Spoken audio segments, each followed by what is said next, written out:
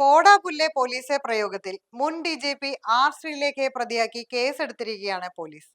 BJP police സംഘർഷത്തെ തുടർന്ന് മഹിളാ മോർച്ച പ്രവർത്തകർ വട്ടിയൂർക്കാവ് പോലീസ് സ്റ്റേഷനിലേക്ക് കഴിഞ്ഞ ദിവസം നടത്തിയ മാർച്ചുമായി ബന്ധപ്പെട്ടാണ് ശ്രീലേഖയെ പ്രതി ചേർത്ത് കേസെടുത്തിട്ടുള്ളത്. സംഘർഷം നടന്ന സമരം ഉദ്ഘാടനം ചെയ്ത മുൻ DGPയും BJP സംസ്ഥാന വൈസ് പ്രസിഡന്റുമായ ശ്രീലേഖയെ നേരത്തെ പ്രതി ചേർത്തിരുന്നില്ല. പോടാ പുല്ലേ പോലീസെ, പിണറായിയുടെ തെമ്മാടികളെ എന്ന പോലീസിനെതിരെയുള്ള മുദ്രാവാക്യം വിളി വിവാദമായതിന് പിന്നാലെയാണ് ശ്രീലേഖയെ കേസിൽ പ്രതി ചേർത്ത് പോലീസ് പ്രത്യേക റിപ്പോർട്ട് നൽകിയത്. ആദ്യം BJPയുടെ 5 കൗൺസിലർമാർക്കെതിരെയും കണ്ടാൽ അറിയാവുന്ന 50 പേർക്കെതിരെയുമായിരുന്നു കേസ്.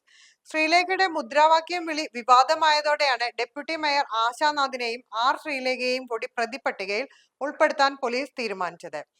മാർച്ച് ഉദ്ഘാടനം ചെയ്ത ശ്രീലേഖ പോലീസിനെ അധിക്ഷേപിക്കുന്ന തരത്തിൽ മുദ്രാവാക്യം വിളിക്കുകയും ചെയ്തതിൽ ശ്രീലേഖയെ പ്രതി ചേർക്കാത്തതിനെതിരെ VK പ്രശാന്ത് MLA ഉൾപ്പെടെ CPM നേതാക്കളും ആരോപണം ഉന്നയിച്ചിരുന്നു. പോലീസ് അവരുടെ ജോലി ചെയ്യട്ടെ എന്നായിരുന്നു ആർ ശ്രീലേഖയുടെ പ്രതികരണം. അതേസമയം സിറ്റി കമ്മീഷണർക്കെതിരെ വിമർശനവുമായി VK പ്രശാന്ത് വീണ്ടും രംഗത്തെത്തി. കമ്മീഷണർക്കെതിരെ അന്വേഷണം വേണമെന്ന് VK പ്രശാന്ത് ആവശ്യപ്പെട്ടു.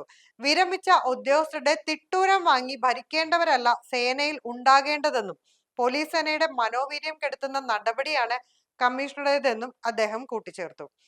നെട്ടയത്ത് മലമുകളിൽ BJP പ്രവർത്തകന്റെ ഭാര്യയ്ക്ക് നേരെ അയൽവാസിയായ CPM പ്രവർത്തകൻ നഗ്നതാ പ്രദർശനം നടത്തിയെന്ന പരാതി നൽകിയിട്ടും പോലീസ് നടപടിയെടുത്തില്ല എന്ന തർക്കത്തിൽ ഉടലെടുത്ത സംഘർഷമാണ് ഇപ്പോൾ ഇവിടെ എത്തി നിൽക്കുന്നത്.